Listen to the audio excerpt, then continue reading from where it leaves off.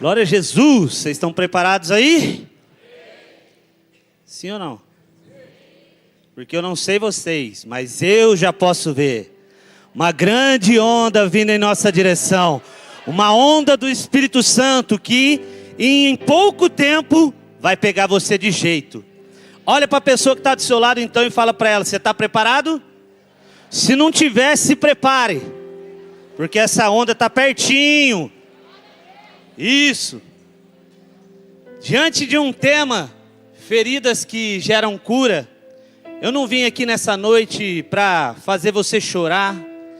Eu não vim aqui nessa noite para te emocionar. Até porque Deus, Ele não vem buscar uma noiva emocionada, mas Ele vem buscar uma noiva apaixonada por Ele. Por isso então, nessa noite, eu peço para que você abra o seu coração, se prepare, porque o início dessa mensagem, o início desses vários preletores que vão passar por aqui, eu creio que vão ser dias sobrenaturais sobre a sua vida, sim ou não? Enquanto eu preparava essa mensagem, no finalzinho, Deus me trouxe uma lembrança de um testemunho, em que eu já contei aqui no culto do HD, e eu conto isso na aula de paternidade. Um testemunho do meu filho, Pedro. O Pedro, ele tinha um sonho de ser militar. E esse sonho, ele carregava com ele por conta de olhar por várias pessoas aqui da igreja, que eram militares também. E aí, quando Pedro completa 18 anos, ele fala: eu vou servir o quartel. E aí, aos 19, ele se apresenta ao quartel. E quando ele chega no quartel, ele vai realizar os exames. E aí ele se depara com o médico, e o médico diz para ele assim: você não vai poder servir o quartel por conta de você ter o pé plano. E aí Pedro, ele fica frustrado, e aí chega em casa com os olhos cheios de lágrima. E aí ele diz: pai, fui dispensado porque o quartel me dispensou por eu ter o pé plano. Eu disse: não é possível. Vou fazer o seguinte, senta aí, eu vou orar pelo seu pé. E eu creio num Deus que envia você para um propósito que Ele tem para fazer sobre a sua vida. Então Pedro sentou, eu peguei o pé dele e comecei a orar pelo pé dele. Falei: Pedro, eu declaro agora a cura sobre os seus pés. E te envio para aquilo que Deus tem para fazer sobre a sua vida. Entramos num momento de choro. Passado alguns dias o telefone toca. E então era do quartel. O quartel disse assim: Pedro, houve um excesso de pessoas com o pé plano. E se você tiver ainda a vontade de voltar ao quartel e refazer os exames, tal dia você volta. Pedro se anima, e ele volta para o quartel, chega lá, diante do mesmo médico, ele refaz os exames, e para a honra e glória do Senhor, o médico disse assim: por que será que eu te dispensei? O seu pé está perfeito.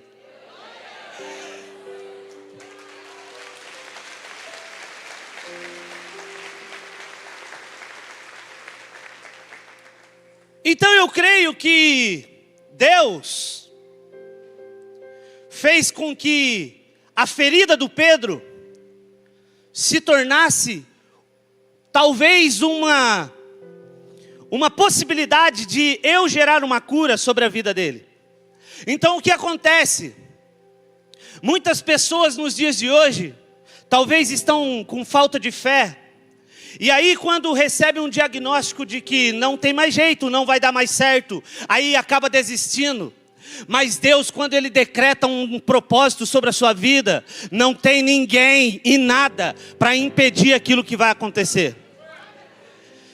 Pedro, em uma das formaturas dele, ele foi o destaque. E aí, ele sendo destaque, nós fomos até o quartel para receber ele na formatura. E aí, quando chegamos na formatura, tem aquela festa, quem é militar aqui sabe. E aí quando nós chegamos no quartel, eu já me deparei com algo muito espantoso. O que era? Coronel do quartel chegou, todo mundo para. Tinha pessoas dentro do carro, desceu do carro e presta continência para ele. Por quê? Porque o coronel chegou no quartel. E aí o coronel chega no quartel, então as pessoas, os soldados que estão ali, o batalhão, estão todos de frente para ele. Vem um soldado, um sargento, eu não sei o que é, só estou aqui expressando para vocês. Corre, vira de frente para o coronel e fala assim: permissão para falar com o batalhão. O coronel fala assim: permissão concedida. Aí sim, o sargento fala com o batalhão. Aí, quando o coronel fala, ele fala assim: bom dia. Aí todo mundo fala: bom dia, coronel. Aí agora o que eu trouxe para mim? Tudo é espiritual, sim ou não? Qual é o aprendizado que eu trouxe para mim? Quando o coronel chega no quartel, o quartel todo para, se vira para ele, presta continência para ele, porque o coronel chegou no quartel. Agora quando nós entramos na igreja, nós estamos aqui, e eu profetizo e eu creio que o Rei dos Reis já entrou. O que nós estamos fazendo diante do Rei dos Reis, Senhor dos Senhores? Então eu peço para você, presta atenção, que durante essa mensagem você vai entender o que eu quero falar. Porque nós estamos talvez diante de uma geração que existem algumas feridas, e essas feridas não são apenas físicas, mas são muitas feridas emocionais e espirituais. Pesquisas recentes mostram que o Brasil está entre os países com maior índice de ansiedade e depressão do mundo. Agora, estima-se que mais de 18 milhões de brasileiros sofrem com transtornos de ansiedade. E cerca de 12 milhões lutam contra a depressão. Isso significa que possivelmente dentro de qualquer auditório, qualquer igreja, existem pessoas que carregam feridas invisíveis. Ou seja, algumas cicatrizes da alma. Ferida de rejeição, feridas de traição, feridas de abandono, feridas de pecado, feridas do passado, feridas até do presente e possíveis feridas que criam para o futuro. Agora, a sociedade atual tenta resolver isso com alguns paliativos, remédios, algumas distrações, redes sociais, vícios e até alguns relacionamentos superficiais.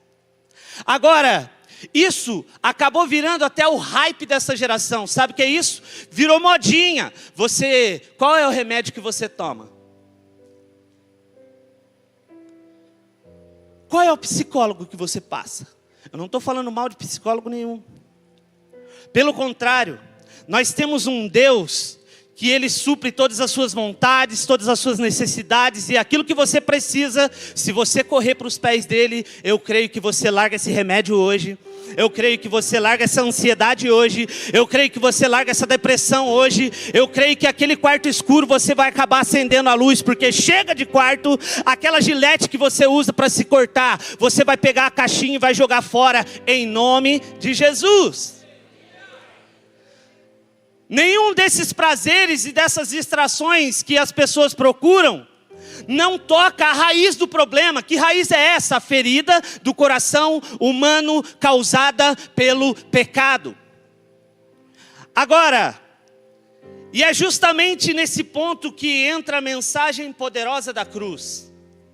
A mensagem de um Deus majestoso, maravilhoso, admirável, grandioso, belo, sublime, bondoso, verdadeiro, onipotente, onisciente, conselheiro, um Deus que abraça, um Deus que cura, um Deus que está aqui, um Deus que vai embora junto com você. E se eu fosse você, dava um glória bem alto por isso.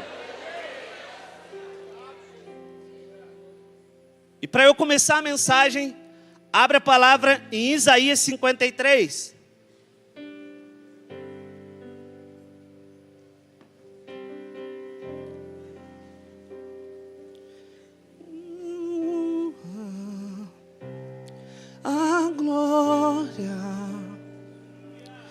a força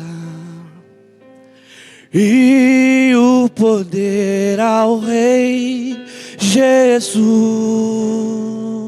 e o louvor ao Rei Jesus, a honra, a glória. Vamos. E o poder ao Rei Jesus, e o louvor ao Rei Jesus. Vamos ler Isaías 53, versículo 1 ao 5. Ora, quem creu em nossa pregação, e a quem foi revelado o braço de Yahvé, ele cresceu diante dele como um broto tenro e como uma raiz saída de uma terra árida e estéril. Ele não aparentava qualquer formosura ou majestade que pudesse atrair os seres humanos. Nada havia em seu aspecto físico, pelo que pudéssemos ser cativados. Pelo contrário, foi desprezado e rejeitado pelos homens. Viveu como homem de dores, experimentou todo o sofrimento. Caminhou como alguém de quem os seus semelhantes escondem o rosto, foi menosprezado e nós não demos à sua pessoa importância alguma. E no entanto, suas dores eram as nossas próprias enfermidades, que ele carregava em seu ser. Sobre seu corpo levou todas as nossas doenças, contudo nós julgamos culpado e castigado por Deus, pela mão de Deus ferido e torturado. Mas de fato ele foi transpassado por causa das nossas culpas e transgressões. Foi esmagado por conta das nossas iniquidades. O castigo que nos proporcionou a paz caiu todo sobre ele, e mediante as suas feridas nós fomos curados. Pode aplaudir o Senhor.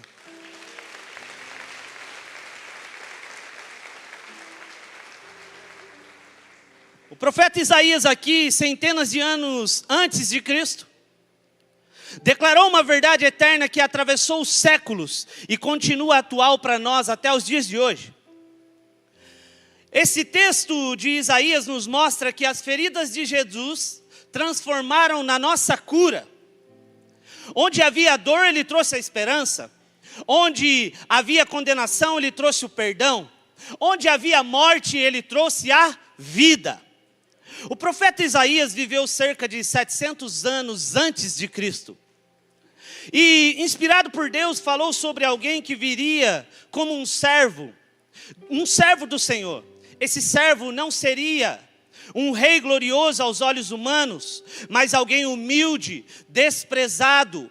E incrível é que Isaías descreve e detalha que parece que ele está escrevendo uma história antes mesmo de acontecer.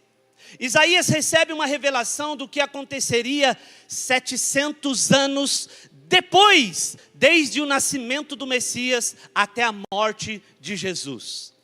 Deus então revela a Isaías o nascimento de Jesus, no capítulo 7 de Isaías, do versículo 14. Isaías vai dizer que uma virgem ficaria grávida e daria à luz a um filho. O nome dele seria Emanuel, Deus conosco. Maria, na cidade de Nazaré, Maria uma improvável. E Deus, Ele ama pegar pessoas improváveis, sim ou não? Pode haver alguém com tanto benefício em Nazaré? Pode haver alguém com tanto benefício do bairro do Secap? Então, Maria recebe o anjo Gabriel vai até ela e diz: Maria, você ficará grávida. Maria não questiona, Maria simplesmente diz: como vai ser? O anjo diz: você ficará grávida pelo Espírito Santo. E aí, o que acontece? Maria diz então: eis-me aqui, faça o que quiser de mim. Tem alguém aqui nessa noite que tem a coragem de dizer: Deus, faz comigo o que o Senhor quiser? Olha aí para a pessoa do lado e fala para ele assim: você tem coragem? Então diz aí: eis-me aqui. Jesus então, ainda bebê, José e Maria precisam fugir para o Egito, porque o rei Herodes estabelece um decreto, porque todas as crianças do sexo masculino teriam que ser mortas. Então José e Maria pegam Jesus e fogem para o Egito. Depois voltaram e se estabeleceram em Nazaré, onde Jesus cresceu como um menino comum, simples, mas cheio da graça de Deus. Agora, o que nós precisamos nos dias de hoje? Nós precisamos de pessoas comuns, pessoas simples. O evangelho, ele é simples, porém ele é muito poderoso. Eu carrego uma frase comigo assim, ó: menos é mais e o simples é poderoso. Então o que nós precisamos nos dias de hoje são de pessoas simples, mas poderosas, porque carregam o dunamis do céu. Uma dinamite que está prestes a explodir a qualquer momento. Por onde você passa, as pessoas têm até medo. Ah, cuidado! Porque ele carrega um explosivo do Espírito Santo. E se esse explosivo explodir, você está pego. E eu não tenho dúvida que se você foi convidado para vir aqui nessa noite, esse dunamis está na sua mão. E até o final do culto ele explode. E se explodir, é o Espírito Santo te pegando de jeito. Então fica atento aí à pessoa que está do seu lado. Se ela começar a dar uma chacoalhada, você fala assim: precisa de ajuda? Quer que eu segure a dinamite? Segura a mão dela e deixa explodir, irmão. Continuando a história então, no livro de Lucas, capítulo 2, versículo 41 ao 52, diz que todos os anos os pais de Jesus iam até Jerusalém para a festa da Páscoa. E Jesus, já com 12 anos, foi levado para essa festa, como de costume. Então, terminados os dias da festa, ao retornarem, o menino Jesus ficou em Jerusalém, sem que os pais soubessem, sem que os pais percebessem. José e Maria, então, pensando que Jesus estaria entre os companheiros de viagem, andaram um dia inteiro e então começaram a procurar Jesus entre os parentes e os conhecidos. E como não encontraram, voltaram para Jerusalém para procurar Jesus. 3 dias depois acharam Jesus no templo. 3 dias depois acharam Jesus no templo, assentado no meio dos doutores, ouvindo e fazendo perguntas. Logo os pais o viram e ficaram maravilhados. Maria lhe perguntou então: filho, por que você fez isso conosco? Eu e o seu pai estávamos aflitos por sua procura. Então Jesus responde: por que me procurava? Não sabia que eu deveria estar na casa de meu pai? E aí, sabe o que eu trago para a realidade dos dias de hoje? É que nós, muitas das vezes, isso tem acontecido com muitos de nós nos dias de hoje. Como assim? Nós nos arrumamos como se nós fôssemos para uma festa, sim ou não? Chega no domingo, você vem para a EBD, eu creio que a EBD vai estar assim, ó, lotada domingo agora. Aí você vai embora, almoça, e aí vai chegando 4 horas, 4h30, as mulheres já começam a tomar banho, fazer aquela chapinha no cabelo, fazer aquela escova. Tem umas que usam o Babyliss, tem outras que reclamam para o marido que acabou o creme, acabou o shampoo. O marido sai correndo, busca no supermercado, traz o sabonete, e isso e aquilo e tal. Você se arruma como se você estivesse indo para uma festa. Os varão procuram o gel. Ai, acabou o gel, e agora? Eu não cortei o cabelo. Mas aí você se prepara como se você estivesse indo para uma festa. Então você chega na igreja, cultua, sente a presença de Deus, até toca em Jesus. Mas aí, na hora que você vai embora, você esquece Jesus na igreja.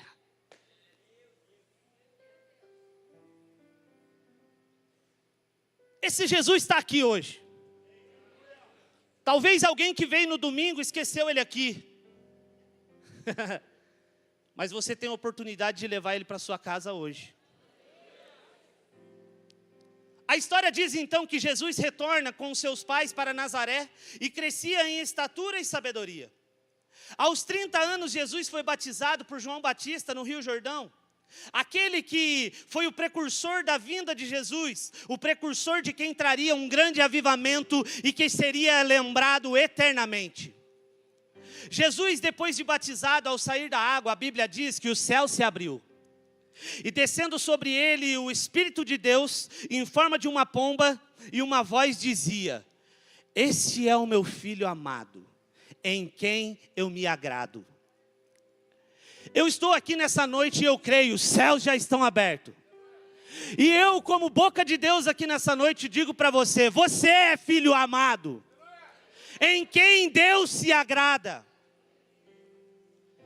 Então, porque pode o mundo te rotular por qualquer outro tipo de palavra, você não presta, você não vai dar em nada, você não vai chegar a lugar nenhum. Mas deixa eu te dizer, a minha Bíblia diz em Romanos 8, capítulo 8, versículo 38, que, portanto, estou seguro de que nem a morte, nem a vida, nem anjos e nem demônios, nem o presente, nem o futuro, nem quaisquer poderes, nem altura, nem profundidade, nem qualquer outra criatura poderá nos afastar do amor de Deus.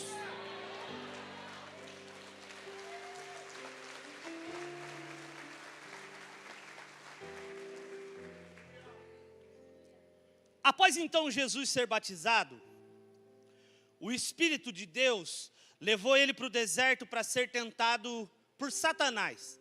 A Bíblia diz que o Espírito de Deus levou ele para o deserto para ele ser tentado por Satanás. 40 dias e 40 noites ele fica no deserto, vence todas as tentações com a palavra de Deus. E já pega essa chave para a sua vida, porque existem desertos que você vai passar, que você só vai vencer ele com um pleno conhecimento da palavra de Deus.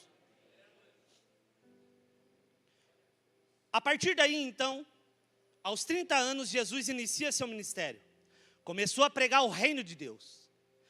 Jesus chama 12 discípulos e realiza muitos milagres. Jesus prega, ele prega em parábolas. Jesus curava enfermos, libertava os cativos, libertava os oprimidos e até ressuscitava mortos. Agora, o próprio Jesus disse que nós faríamos coisas semelhantes ou até maiores do que ele. Agora, olha para a pessoa que está do seu lado e fala assim para ela assim: se eu posso fazer, bem forte, vai. Se eu posso fazer coisas semelhantes ou até maiores que Jesus, hoje você sai daqui curado.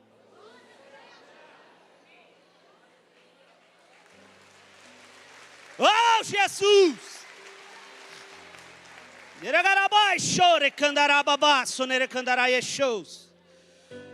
Jesus ensinava então sobre amor, perdão e fé. E a necessidade de todos nós nascermos de novo. Porém também enfrentava a oposição dos fariseus, escribas, os sacerdotes que sentiam-se ameaçados por sua tamanha autoridade. Então, note que até Jesus, ele tinha opositores. Agora imagina se comigo e com você vai ser diferente. Agora sabe qual é o problema? O problema é que nós precisamos ser ousados e não ter o medo da oposição, porque nós não recebemos o espírito de medo, e sim de ousadia. Então por que você ainda tem medo ou vergonha de falar do Evangelho e falar do Espírito Santo de Deus? Por que você ainda tem medo e vergonha de falar de Jesus por onde você anda? Que espírito é esse que você carrega? Deixa eu contar aqui uma história, eu não ia contar, mas eu preciso falar. Eu falei isso no HD e falei no Sexta-feira. Síndrome luciferiana. Alguém já ouviu falar? Creio que não, porque isso veio como revelação no meu coração, indo para São José com o Marcelo. E aí, o que aconteceu? Abaixo do trono de Deus, existem as pedras afogueadas. Essas pedras afogueadas são as brasas vivas. Essas brasas vivas simbolizam a glória de Deus. Sabe o que Lúcifer queria fazer? Ele queria ser maior que Deus. Então Lúcifer roubava as pedras afogueadas e guardava. Ou seja, Lúcifer, ele não revelou quem Deus era, porém ele roubou a glória de Deus. Agora deixa eu te dizer uma coisa, segura aí na cadeira. Você conhece quem Deus é? Você sabe o que Deus pode fazer? Você sabe o tamanho da glória de Deus? Agora, se você tem escondido a glória de Deus, você tem a síndrome luciferiana. Sabe por quê? Porque Lúcifer não revelou quem Deus era, ele escondeu a glória de Deus. Então, se ele não revela quem Deus é, Deus revela quem ele é.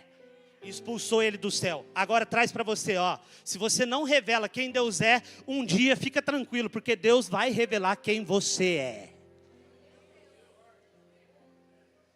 E pode ficar tranquilo, que pode ser que não seja aqui na terra, mas quando chegar aquele grande dia,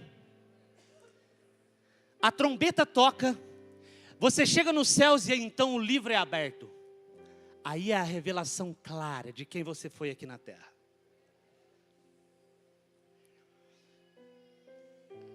Continuando aqui então a história. Na última semana de sua vida, Jesus entrou em Jerusalém montado em um jumento, sendo recebido com ramos e gritos de hosana. O problema aqui é que muitas pessoas dizem, talvez os novos convertidos dizem, Jesus entrou num jumento? Sim, ele entrou num jumentinho. Mas o problema não foi Jesus entrar em Jerusalém em um jumento. O problema é que os judeus estavam dentro do templo esperando o Messias, e eles esperam o Messias até os dias de hoje. Sabe o que nós precisamos fazer? Nós precisamos ficar atentos aos movimentos dos céus, para não perdermos o time do que Deus irá fazer em Taubaté, e até o que Ele já está fazendo em Taubaté. Sabe por quê? Eu voltei a entrar nas escolas. E quando nós entramos nas escolas, nós deparamos com ansiedade, depressão, crise do pânico, falta de paternidade, etc. Muitas coisas. Alunos choram no final da ministração por conta de falar de pai. Por conta de falar que não tem o pai, ou que o pai não dá atenção, ou que é a falta de um eu te amo simples. Aí, Deus usa um jumentinho para entrar nas escolas. Mas aí, o problema não é você ser rotulado como um jumentinho. O problema é você ser um jumento andando aí sem nada em cima. Agora, o jumentinho, ele entrou em Jerusalém, mas carregando a presença de Deus. Então, se você tem sido rotulado por um jumento, sei lá o quê, fica tranquilo. O importante é você ser cheio da presença de Deus e carregar esse Jesus nas suas costas.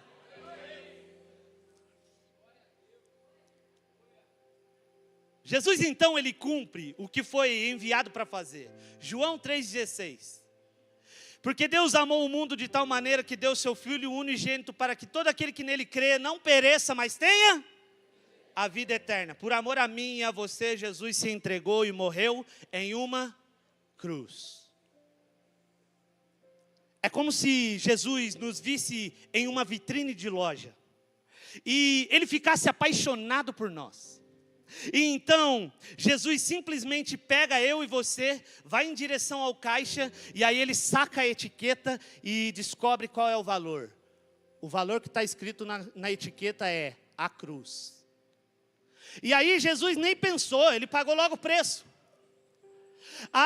O interessante é que Deus já anunciava isso antes mesmo da visão, na visão de Isaías, e também com a história de Abraão. Presta atenção. A história de Abraão também anunciava aquilo que Isaías viu. Abraão, Deus fala com ele. Pode tirar. Deixa sem isso aqui, depois você põe. Ó, senão vai tirar a atenção do povo. Abraão, Deus fala para ele, entrega seu filho Isaque. E aí Abraão escuta a voz de Deus e já obedece. Aí o que acontece? Abraão pega seu filho Isaque, pega a lenha, pega o fogo, pega o cutelo e começa a subir o monte. Chegando no meio do monte, Isaque fala assim: pai, eu estou vendo a lenha, estou vendo o fogo, estou vendo o cutelo, mas não estou vendo o cordeiro. Então, Abraão diz para ele assim: fica tranquilo, Deus proverá o cordeiro. Chegando no alto do monte, Abraão prepara a lenha, prepara o fogo, coloca Isaque, e quando ele ergue o cutelo, uma voz diz: Abraão, Abraão, isso não mais será necessário, pois Deus proveu o cordeiro. Deus então estava dizendo a Abraão que não era necessário sacrificar Isaque, pois ele já tinha entendido que Abraão o amava. Mas chegará um tempo em que virá um homem chamado Jesus Cristo, e aí sim eu vou entregar ele por amor a você. Por amor a Deus, Abraão decide entregar seu filho Isaque, e Deus, por amor a nós, decide entregar seu filho Jesus Cristo. Quando você faz algo por amor a Deus, fica tranquilo, porque Ele paga a conta. Deus, Ele não tem problema em pagar a conta, o problema é que você não entrega o que Ele comprou. Tem uma ilustração do tênis. O menino vai até a loja, ele avista um tênis maravilhoso. E aí ele compra, ele paga um alto preço pelo tênis. E aí quando ele vai retirar no pacote, o cara da loja pega e fala assim para ele assim: eu não vou dar, você não vai levar. É a mesma coisa que nós fazemos com Jesus. Jesus pagou um alto preço pela nossa vida. Mas aí quando chega na hora de você entregar toda a sua vida para Ele, você entrega só uma parte. Aqui dentro você é de Jesus, mas lá fora você é do pecado. Dentro da igreja você ama Jesus, mas lá fora você busca outros amores. Agora deixa eu te dizer uma coisa, cuidado. Jesus, Ele vem buscar uma noiva e não uma prostituta.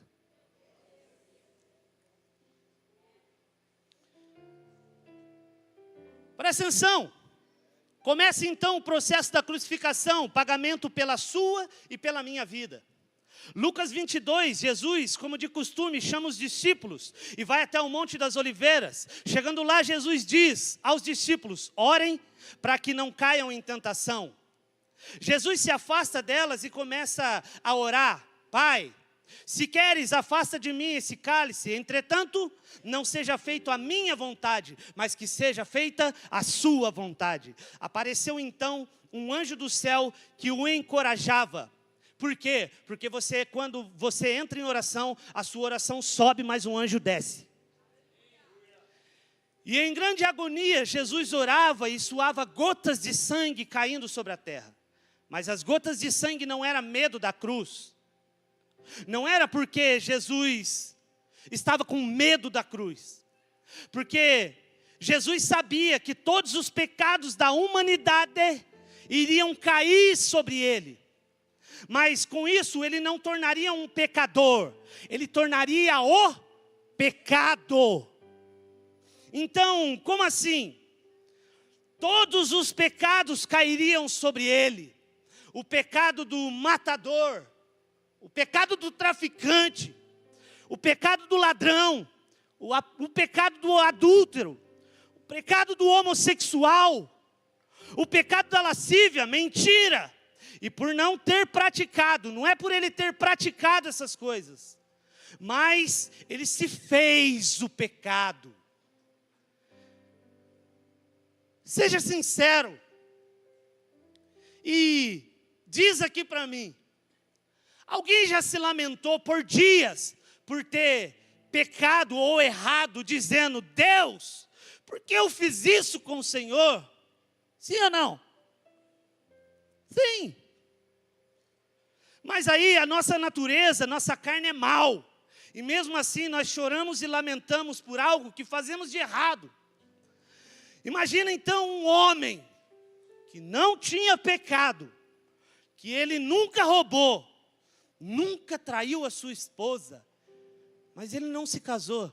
Ele poderia se casar? Sim, mas ele escolheu não se casar na terra e aguardar o dia em que a sua noiva se preparará para que venha se encontrar com ele.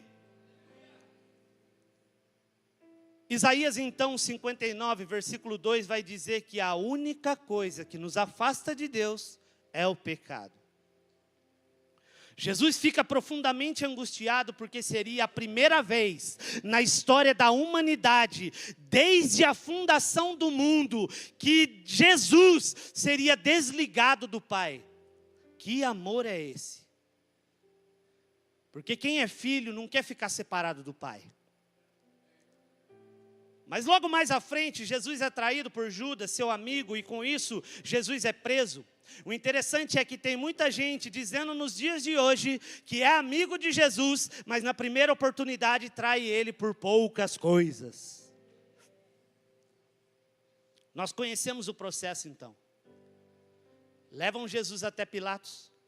Pilatos diz que não tem o porquê prender Jesus, pois não tinha provas contra ele. Levam então Jesus até Herodes, e Herodes também não acha acusação contra Jesus. Então levam ele de volta para Pilatos, e então Pilatos cede ao grito do povo e ordena que solte Barrabás e o torturem Jesus. Os soldados tinham a roupa de Jesus, tiram a roupa de Jesus e o prendem pelo pulso em uma coluna do pátio. A tortura era feita com um azorrague. Tiras feitas de couro, 12 tiras com bolinhas de chumbo e pequenos ossos. A cada golpe que Jesus recebia, Jesus reagia com uma expressão de muita dor. A pele dele se rasgava, se rompia. O sangue espirrava. Jesus sentiu muita dor, suas forças diminuem.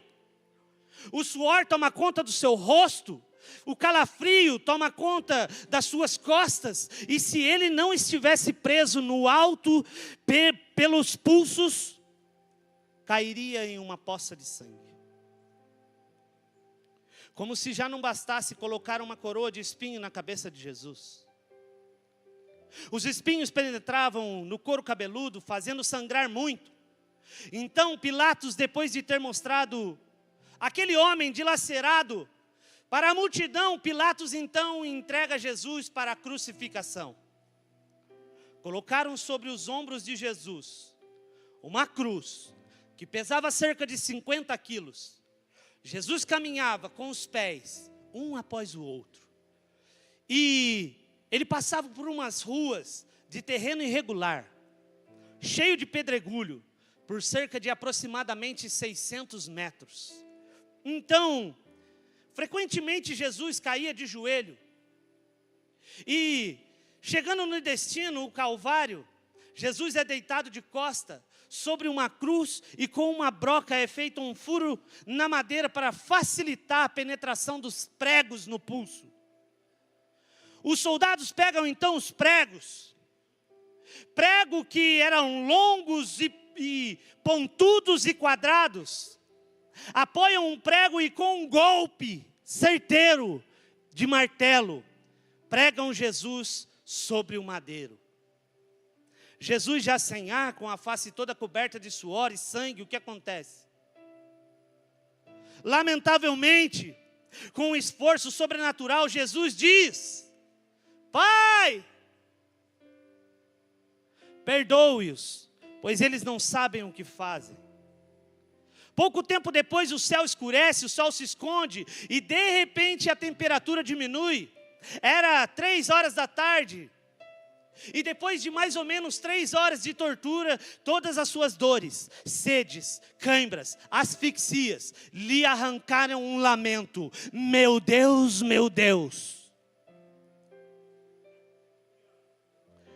por que me abandonaste?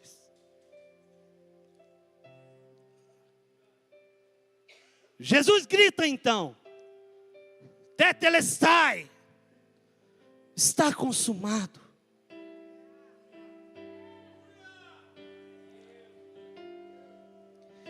Em seguida então Jesus diz: Pai, nas tuas mãos entrego o meu espírito.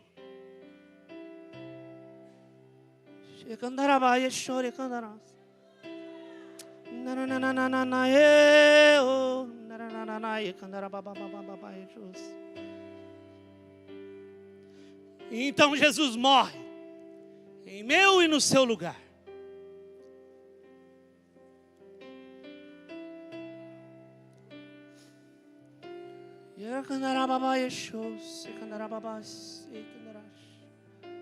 Se tiver louvor, pode subir, que eu já estou finalizando. Isso, glorifica Ele, porque Ele morreu no meu e no seu lugar. Sim, sim, Ele foi crucificado. Arrancaram o sangue do nosso Deus. Sim!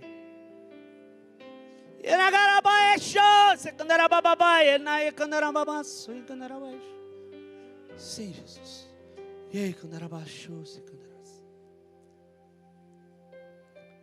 Mas o mais legal de tudo,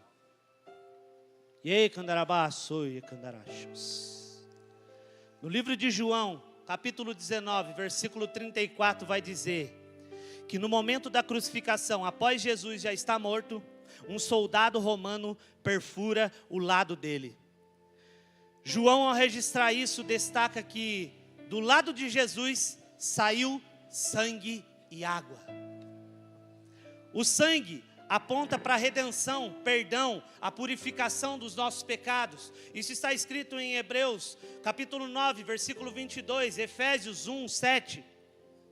A água aponta para a regeneração, a purificação espiritual, Efésios, capítulo 5, versículo 26. Existe aqui também um paralelo claro com Adão. Em Gênesis 2, 21, 22, Deus faz cair um sono profundo sobre Adão. Abre o seu lado e dele tira a costela para formar Eva, sua esposa. Em João 19, 34, Jesus, o segundo Adão, tem o lado aberto e dali nasce a noiva, a igreja do Senhor. E assim como Eva foi formada do lado de Adão, a igreja foi formada do lado de Cristo. O sangue e a água representam os meios pelos quais a noiva é gerada. Nossa origem, ela está na cruz. Se não houvesse crucificação, nós não teríamos nascido. A igreja não é meramente uma instituição humana, mas ela nasceu do sacrifício de Cristo. E pelo sangue de Jesus, e santificados pela água da palavra, nós somos a noiva de Cristo. Assim como Eva foi companheira de Adão, a igreja é a noiva que um dia será apresentada ao glorioso noivo. Agora presta atenção para você ficar de pé. Pela ferida causada em Jesus, nasce a igreja que gera cura para muitas pessoas. Pode ficar de pé.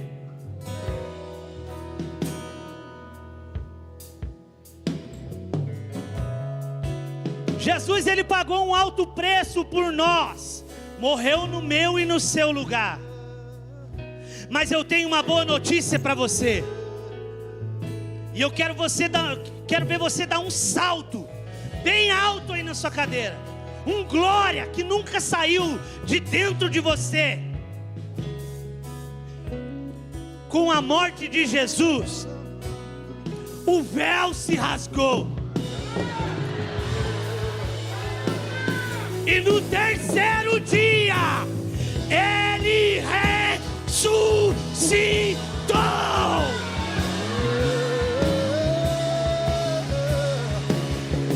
Ele me ama.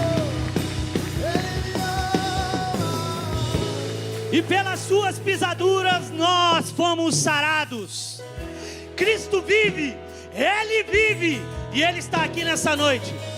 Agora deixa eu te dizer, se você entendeu essa mensagem, Eu não sei se você vai conseguir vir até aqui à frente, mas se você tem um diagnóstico médico, se você tem algo travado na justiça, se você tem aí algo que você precisa, um abraço de paternidade, um simples eu te amo, corre aqui na frente, porque as pisaduras de Jesus vão fazer com que você saia daqui nessa noite sarado, sarado, sarado, renovado. Sim, Jesus.